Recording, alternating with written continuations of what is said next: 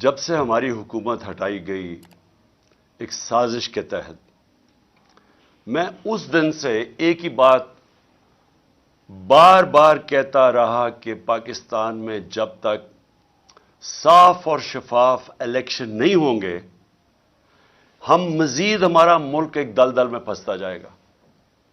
اس سے پہلے بھی جب سازش ہو رہی تھی ہماری گورنمنٹ گرانے کی، تو اس وقت جو آرمی چیف تھے اس کو میں نے سمجھایا کہ جب بھی آپ نے سیاسی استحکام ختم کیا، ایک گورنمنٹ گرا کے جب پولیٹیکل انسٹیبلٹی، جیسی گورنمنٹ گرے گی پولیٹیکل اسٹیبلٹی آئے گی، میں تب کہا کہ آپ کوئی بھی، اور خاص طور پہ یہ لوگ جن کو میں 30 سال سے جانتا ہوں، معیشت کو نہیں سنبھال سکیں گے۔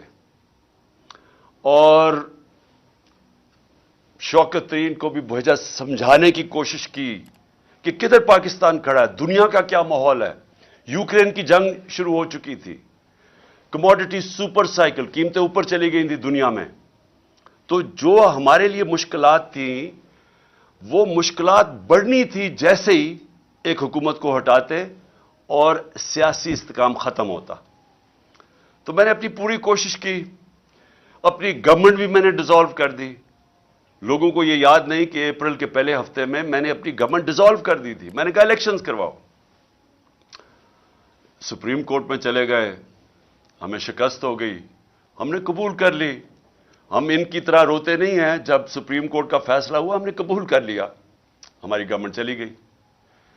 اس کے بعد میں بار بار یہ کہتا رہا کہ جب تک آپ اس ملک میں الیکشن نہیں کروائیں گے، سیاسی طور پہ ملک سٹیبل نہیں ہوگا، اور اگر سیاسی طور پہ سٹیبل نہیں ہوگا تو معاشی بھی استحکام نہیں آئے گا۔ اور جیسے جیسے ہماری معیشت نیچے جاتی رہی، میں بار بار طوطے کی طرح یہ کہتا رہا کہ یہ الیکشنز کرواؤ۔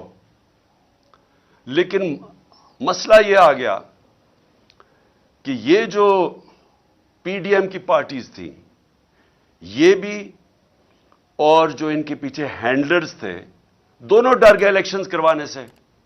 اور وہ الیکشنز اس لیے نہیں کروا رہے تھے کہ جیسے ہی عوام کھڑی ہوتی گئی تحریک انصاف کے ساتھ، اس گورنمنٹ کے ساتھ، یعنی کبھی بھی پاکستان کی تاریخ میں ایک گورنمنٹ گرائی گئی ہو، کبھی عوام اس کے لیے نہیں نکلی۔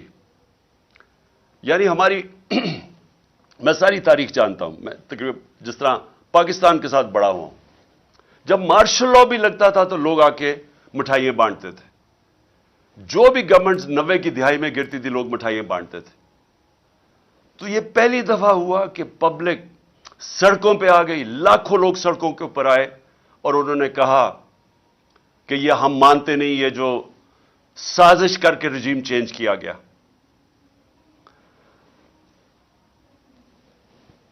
بدقسمتی سے بجائے میری بات سننے کے لیے، کیونکہ میں تو وہ کہہ رہا تھا جو پاکستان کی بہتری تھی، بجائے میری بات سننے کے ہمارے کارکنوں کے اوپر جو سختی کی گئی۔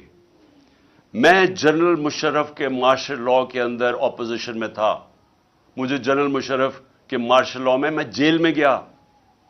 میں آج آپ سب کے سامنے کہتا ہوں کہ کبھی میں نے اس ملک کی تاریخ میں اس طرح کی سختی نہیں دیکھی جو انہوں نے ہمارے پہ کی۔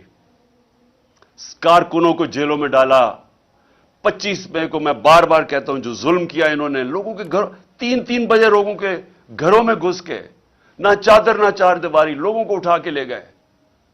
کبھی ایسے نہیں ہوا پاکستان میں۔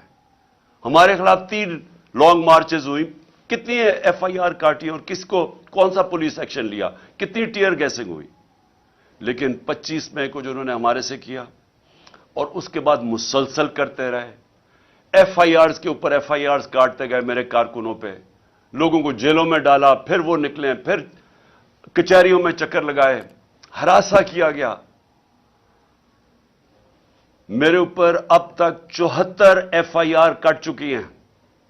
کتنی دفعہ میں کچہریوں میں پھرا ہوا ہوں اور بیلیں کرواتا پھرا ہوں، صرف اور صرف ہمیں دبانے کے لیے کہ ہم شاید ڈر جائیں گے، ہم گھبرا جائیں گے، ہم ہاتھ ہم دل برداشتہ ہو جائیں گے. صحافیوں سے جو کیا گیا کبھی پاکستان میں اس طرح، اور صحافیوں سے کن سے کیا گیا؟ وہ صحافی جن کی اس معاشرے کے اندر ایک پہچان تھی، کریڈیبلٹی تھی، محب وطن تھے، ان صحافیوں سے جو انہوں نے کیا. اور یہ قوم کبھی نہیں بھولے گی جو ارشد شریف سے کیا، کبھی نہ میں بھولوں گا یا قوم بھولے گی کہ ایک ایسا آدمی جس کی کوئی قیمت نہیں تھی ضمیر کی، محب وطن پاکستانی، اس سے جو کیا گیا یہ قوم ہمیشہ یاد رکھے گی. اس کے علاوہ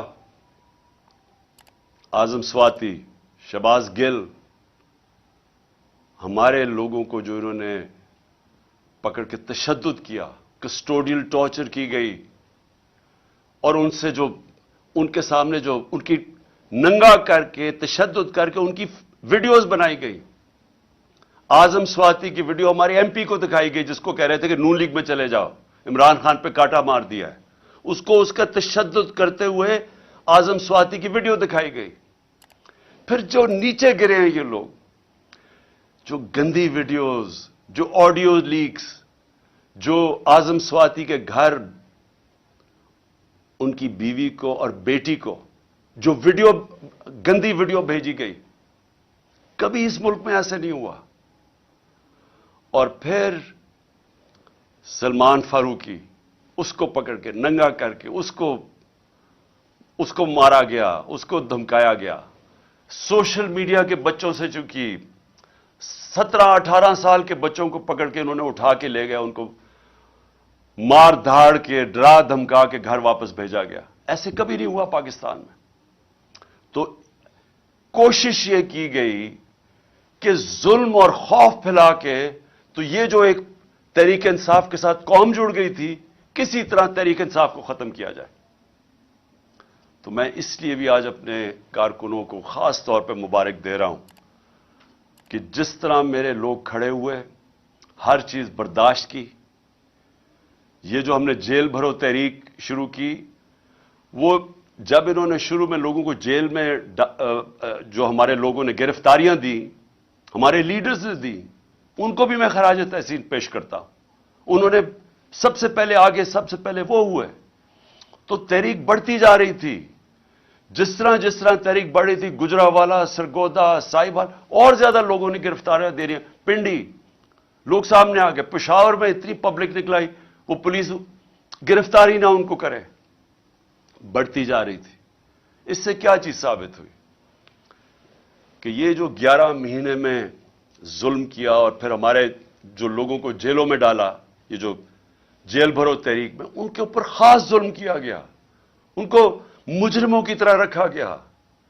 جو میں ابھی کہانیاں سن رہا ہوں اپنے لوگوں سے، اپنے لیڈر سے، اپنے کارکنوں سے، خاص طور پہ ان کو، یعنی جس طرح کوئی فیصلہ کر کے کہ جناب یہ ہمارے کوئی دشمن ہے، وہ کیا گیا ان سے. کوئی پولیٹیکل پرزنر سے یہ حرکتیں نہیں کرتی جو انہوں نے جیلوں میں کی. میرے اوپر قاتلانہ حملہ ہوا. میں 2 مہینے پہلے سے بتا رہا تھا کہ یہ کرنے والے ہیں. مجھے پتا تھا کون ہے، مجھے اب بھی پتا کون ہے. وہ لوگ جو طاقت میں بیٹھے ہوئے ہیں اس وقت، پرائم منسٹر، انٹیریئر منسٹر، ہماری ایجنسیز کا سب سے اس وقت جو خوفناک آدمی ہے، ظالم آدمی ہے، انہوں نے پلان کر کے مجھے قتل کرنے کی کوشش کی. لیکن ایک پلان انسان بناتا ہے، ایک اللہ بناتا ہے. اس کا میں شکر ادا کرتا ہوں کہ آج تحریک انصاف ادھر پہنچ گئی ہے. اور میں پھر سے کہتا ہوں کہ میں نے ساری پاکستان کی سیاست 70 سال جیسے مجھے ہوش آئی ہے تب سے دیکھ رہا ہوں. کبھی پاکستان کی تاریخ میں کسی جماعت کو اللہ نے وہ عزت دی جو آج تحریک انصاف کو دی ہے. 37 بائی الیکشن ہوئے، 37 بائی الیکشن. ساری جماعتیں ایک طرف، الیکشن کمیشن ان کی مدد کرنے آئی، انتظامیہ نے ان کی مدد کی، اور جو اپنے آپ کو نیوٹرلز کہتے تھے وہ ان کے ساتھ کھڑے ہوئے. اس کے باوجود 37 बाई इलेक्शंस में से 30 बाई इलेक्शन तहरीक इंसाफ जीती। ये जो अभी जामपुर में इलेक्शन हुआ, वो इलाका जिधर देहाती लोग देहातों में रहते हैं, उनको पूरा डराया गया, पूरी तरह एजेंसीज ने जोर लगाया, पूरी तरह इन्होंने, इंतजामिया ने खौफ की फिजा बनाई, डराया, धमकाया। तो जाए पूछे जरा जामपुर में हुआ क्या। सारी पार्टीज के वोट उनसे अकेली मोहसिन लगारी तहरीक इंसाफ के कैंडिडेट की ज्यादा वोट्स थी। जो जनरल इलेक्शन में वोट पड़ी उससे भी ज्यादा पड़ गई। इससे और ज्यादा खौफजदा थे और उन्होंने पूरी कोशिश की कि किसी तरह जो आइन के अंदर 90 दिन का इलेक्शन का लिखा हुआ है कि जैसे ही प्रोविंशियल असेंबलीज डिसॉल्व होनी थी तो 90 दिन के अंदर इलेक्शन होना था। गवर्नर्स इनके, उन्होंने नहीं इलेक्शन की डेट दी, इलेक्शन कमीशन उसने नहीं डेट दी। आखिर में सुप्रीम कोर्ट ने फिर उसके ऊपर एक्शन लिया और आज सारी कौम सुप्रीम कोर्ट का शुक्रगुजार है कि आपने इस मुल्क के आइन की हिफाजत की और आपने मुल्क को इलेक्शन की तरफ लगाया जो एक ही तरीका है। अगर पाकिस्तान को इस दलदल से निकालना है, एक ही तरीका है इलेक्शंस, जो मैं फिर से 11 महीने से लगा हुआ हूं कहने हैं कि इसके अलावा जो भी आप कुछ करेंगे मजीद दलदल में फंसता जाएगा हमारा मुल्क। और आज हालात क्या है?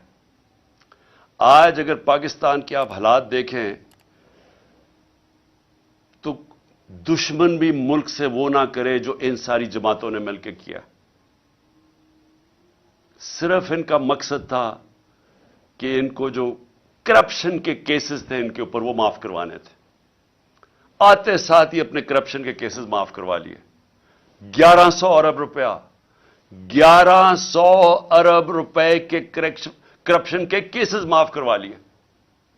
मैं फिर से आपको बताऊं कि हमारे 3.5 साल में 480 अरब रुपया नैब ने रिकवर किया था।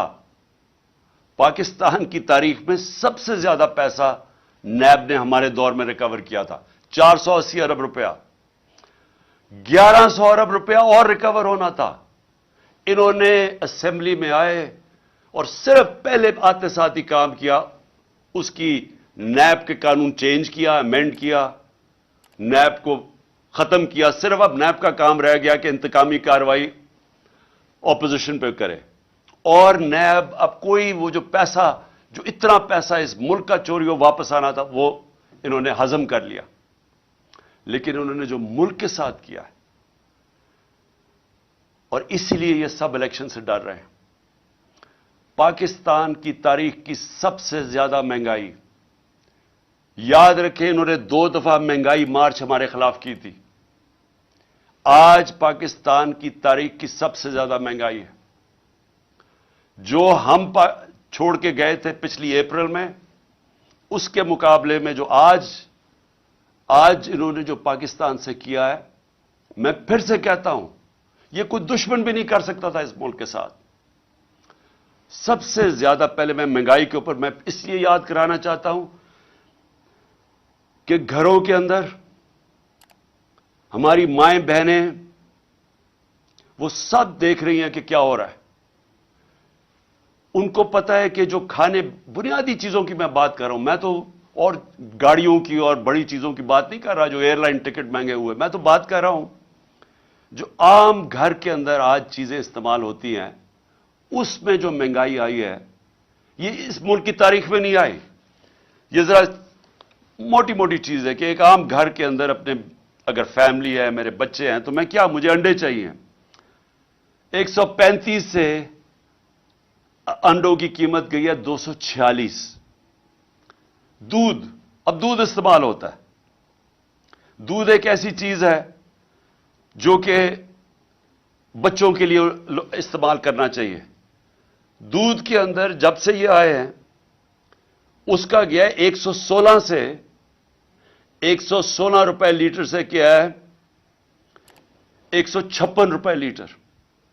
अब याद रखें कि एक आम घराना जिसकी तनख्वाह है 30,000 से लाख रुपया महीना, अब उनके अंदर सोचें कि ये जो कीमतें मैं बता रहा हूं कि ये वो चीजें जो इस्तेमाल करते हैं। आटा, 20 केजी का आटा हमारे दौर में 1162 रुपए, आज गया 1705 रुपए। चिकन, वो जो कभी आम आदमी अच्छे दिनों के अंदर अगर वो गोश्त खाना चाहें तो वो चिकन खाते हैं, वो 280 रुपए से गया है 460 रुपए। फिर गाड़ी इस्तेमाल करनी पड़ती है, पेट्रोल 150 रुपए लीटर से गया है 268 रुपया। 150 रुपए लीटर से गया है पेट्रोल 268 रुपए। डीजल गया है 144 रुपए लीटर से 280 रुपए लीटर। तो ये जो आम ट्रांसपोर्ट, अब इसकी वजह से सारी चीजें महंगी, जिन्होंने ऑफिस जाना है, काम करना है, सब चीजें महंगी। गैस की कीमत दुगनी हो गई है। बिजली, अब बिजली की कीमत जिस रेट पे अभी बढ़ी है और जो सरचार्जेस लगा के बढ़ रहे हैं वो तकरीबन दुगनी हो गई है। ट्यूबवेल, किसानों के लिए मैं बात कर रहा हूं, मैं सिर्फ इसलिए ये जो मोटी मोटी चीजें बाकी मैं नहीं बताता, किसानों के लिए ट्यूबवेल, अब वो किसान ट्यूबवेल इस्तेमाल करता है, उसको अपनी फसलें उगानी होती हैं, उसको जो पैसा बचता है वो फिर वापस लगाता है। लेकिन ट्यूबवेल हमने सब्सिडाइज किया होता 8 रुपए यूनिट, 8 रुपए था ट्यूबवेल का, आज वो चला गया है 36 रुपए, 4 गुना ज्यादा।